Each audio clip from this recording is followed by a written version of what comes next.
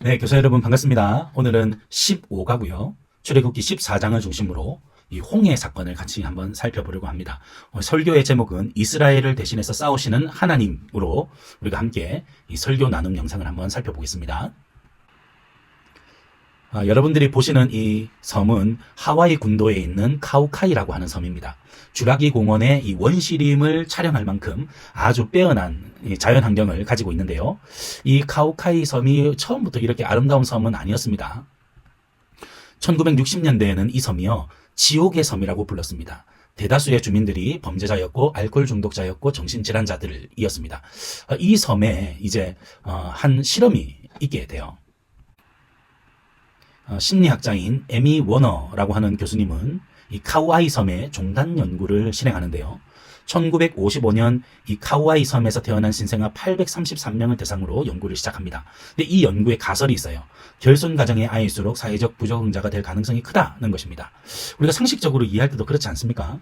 그 중에서 특별히 가장 열악한 환경에서 자란 201명을 집중적으로 분석하게 됩니다. 그런데 놀라운 사실이 있어요. 결손 가정에, 그것도 가장 열악한 학생들 201명 중에요, 무려 72명의 아이들에게 기적이 일어난 것입니다. 이 아이들은 그가 세웠던 가설과는 전혀 정반대의 결과가 있게 돼요. 밝고 긍정적인 아이가 됐습니다. 자신감이 있고 원만한 대인관계를 얻게 돼요. 자기 일에 대해서 책임감을 느끼고 유능함을 갖춘 그런 학생들이 자라나게 된 것입니다. 여러분, 어떻게 이 72명 아이들에게 이런 기적이 일어났는가, 이 공통점이 뭔가를 한번 살펴봤습니다. 그랬더니 바로 나를 믿어주는 한 사람이 이 72명에게 모두 있었다는 거예요.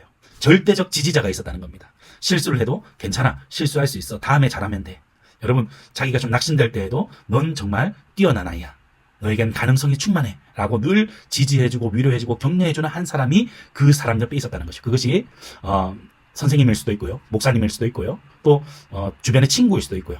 이런 한 사람들이 그들에게 있었기 때문에 72명은 그 가설과는 전혀 다른 그런 삶이 되었다, 인생이 바뀌었다 하는 연구 결과가 나왔습니다. 그래서 이 한양대학교의 심리학자인 박상미 교수님이 이 나침반이라고 하는 프로그램에 나와서 나를 믿어주는 한 사람의 힘이 얼마나 위대한가를 이렇게 강의했던 것을 제가 들은 적이 있습니다.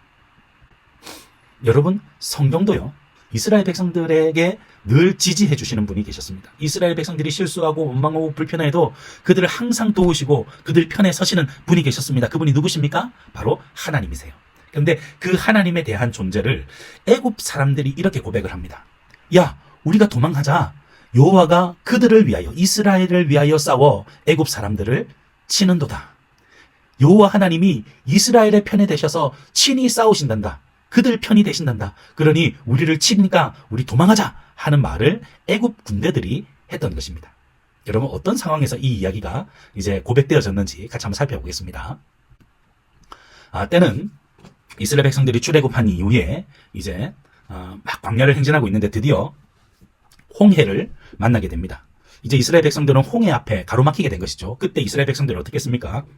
우리에게 매장지가 없어서 이곳 광야까지 데리고 나와서 우리를 죽일 셈이냐 하고 하나님과 모세를 원망했죠. 그런데 뒤에 여러분, 애굽 군대들이 뒤따르게 됩니다. 10가지 재앙으로 애굽의 나라가 완전히 패망한 줄 알았는데 이 바로왕은 끝까지 강팍한 마음으로 이스라엘 백성들을 추격하게 돼요. 앞은 홍해로 가로막히고 뒤는 애굽 군대가 쫓아오고, 여러분, 이제 이스라엘 백성들은 원망과 불평이 극에 달하게 됩니다.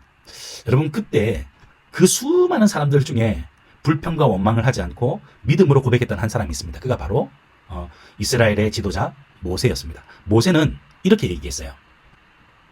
이스라엘 백성들에게 크게 3가지를 명령했는데, 모세가 백성에게 이르되 너희는 두려워하지 말고 가만히 있어서 여호와께서 오늘 너희를 위하여 행하시는 구원을 보라. 너희가 오늘 본 애굽 사람을 영원히 다시 보지 아니하리라. 아멘. 출애굽기 14장 13절 말씀입니다. 여기서 두려워하지 말고, 이것은 지금 너희들 눈앞에 있는 상황이 너무 어렵고 힘들지만 감정을 잘 추스려라.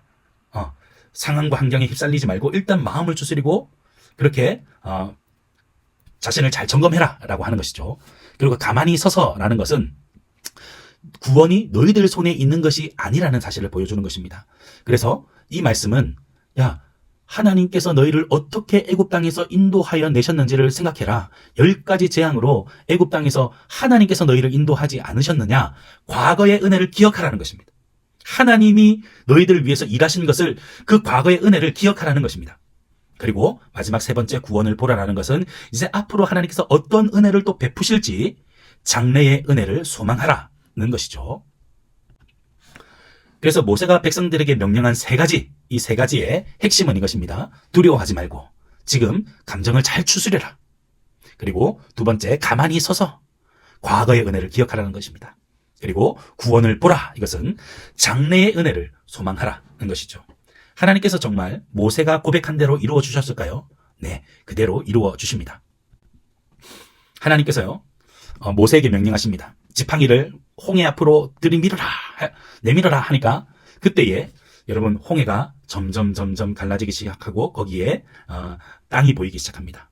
홍해가 양쪽으로 벽처럼 세워지고 이스라엘 백성들은 마른 땅같이 홍해를 건너게 됩니다. 그때 애굽 사람들은요, 이 이스라엘 백성들을 뒤쫓지 못했어요. 하나님께서 구름 기둥과 불 기둥을 보내셔서 그들을 막으셨습니다. 그리고 이스라엘 백성들이 다 건널 쯤에 이제 애굽 군대가 그들을 쫓도록 구름을 거두어 주시죠. 근데요, 느낌이 쎄합니다. 느낌이 쎄할 때가 있잖아요. 애굽 사람들이, 이스라엘 백성들이 다 건너갔는데 이 이스라엘 백성들을 뒤쫓으려고 하니까, 야, 이거 느낌이 쎄하다.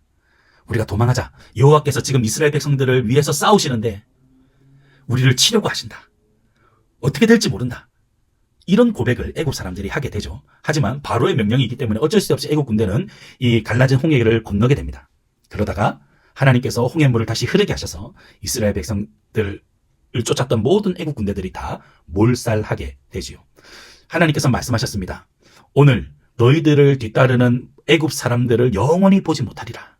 하나님이 그들을 위해 싸우셨고 하나님이 이 일을 이루어 주셨습니다. 영화 기생충의 명대사죠. 아들아, 너는 계획이 다 있구나. 네, 하나님께도 다 계획이 있습니다. 그리고 그 계획을 실행할 능력이 여호와 하나님께 있습니다. 전지전능하신 하나님은 우리를 위해 일하시는 분이세요. 그리고 그 일을 우리에게 날마다 은혜를 베푸시기를 원하시는 분이십니다. 그러므로 하나님은 우리에게 말씀하세요. 항상 나는 너의 편이다. 그리고 너희는 두려워하지 말아라. 가만히 서서 하나님께서 너희를 어떻게 구원하시고 은혜를 베푸셨는지 과거의 은혜를 기억하고 구원을 보라. 이제 앞으로 어떻게 하나님께서 너희들을 인도하시고 도우실지 장래의 은혜를 소망해라고 우리에게 말씀해 주십니다. 자, 이해하기입니다. 자, 첫 번째 질문. 홍해에 가로막힌 이스라엘 백성을 애국 군대가 추격해 올 때 이스라엘 백성들은 누구를 원망했습니까? 하나님과 모세를 원망했습니다. 자, 모세는 좌절한 이스라엘 백성들에게 명령한 세 가지는 무엇입니까? 첫째는 두려워하지 말고 감정을 잘 추스리고, 두 번째, 가만히 서서 과거에 하나님께서 어떤 은혜를 베푸셨는지를 기억하고, 마지막, 구원을 보라. 장래에 어떤 은혜를 베푸실지 소망하라 말씀하셨죠. 자, 오늘 본문의 핵심은 무엇입니까? 전지전능하신 하나님이 내 편이 되셔서 싸우신다. 우리를 위해 싸우신다는 것. 그래서 우리는 두려워하지 말고 가만히 서서 구원을 바라보아야 합니다. 자, 적용하기입니다. 하나님이 항상 내 편이 되신다는 사실을 알면서도 나는 무엇을 두려워하고 있나요? 잊어버린 과거의 은혜는 무엇입니까? 장래에 주실 은혜를 아직도 의심하고 있지는 않습니까? 우리 친구들과 함께 이야기하면서 여러분, 다가올 중간고사, 또 대입시험, 그리고 장래의 모든 일들을 하나님께 맡겨드릴 수 있는 그런 은혜가 넘치는 설교 나눔 시간 되시기를 축복합니다. 감사합니다.